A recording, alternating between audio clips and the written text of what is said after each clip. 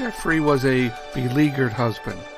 Married for 15 years, he reported that his wife criticized him for nearly everything without giving him any recognition or credit for the good things he did for her and the family. He felt he could do nothing right, despite the fact he was a very good provider, he was very engaged with his children, he was well respected in the community, and he had never done anything awful to her in their 15 years together. Yet, he says he gets yelled at or criticized for all kinds of little things, like forgetting to take out some trash, not answering one of her questions correctly or quickly enough, asking for sex after a 60-day dry spell, or forgetting to pick up supplies at a store for their son needed for a school project. When I asked him how he responded to her, he replied, "I just keep quiet most of the time, but then I blow up every once in a while when I can't take it anymore." At this point, he maintains that his wife accuses him of both being passive-aggressive and also having anger control issues. When asked what he thought about that, he replies, "I often clam up because I just want to keep the peace." When asked how well that strategy is working for him, he had to admit that often his silence or withdrawal make things worse. In therapy, we are teaching this husband the skill of assertive communication in dealing with his obviously angry wife. Assertive communication is tool number 5 in our 8 tools model of anger management used in our online anger programs.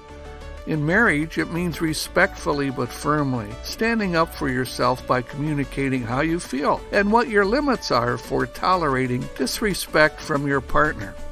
Asserting yourself also means to calmly and rationally explain your point of view on things and the fact that you have a right to your opinion also. To be assertive, Jeffrey needs to learn how to honestly tell his partner how her remarks and criticisms make him feel and how they create more emotional distance in the marriage. Finally, assertive behavior clearly communicates what you will or won't tolerate in the future, and involves giving alternatives of communicating that will work better for you.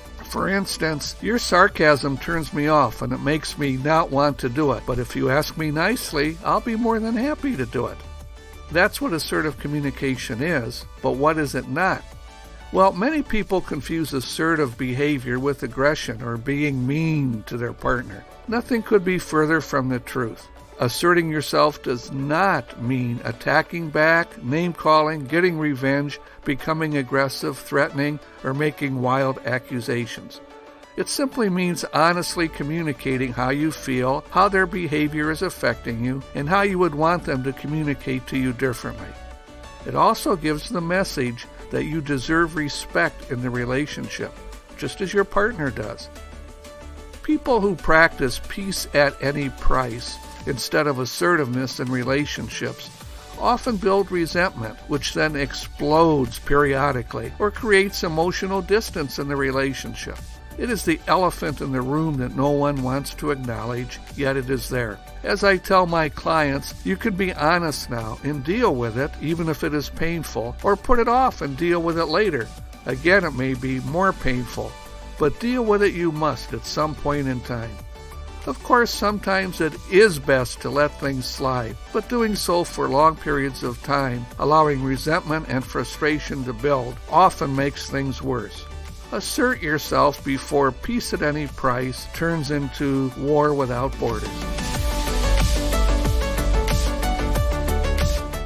For more tips on how to improve your relationship, visit my website at FioreCouplesCounseling.com or call me at 714-745-1393 to schedule a telehealth consultation.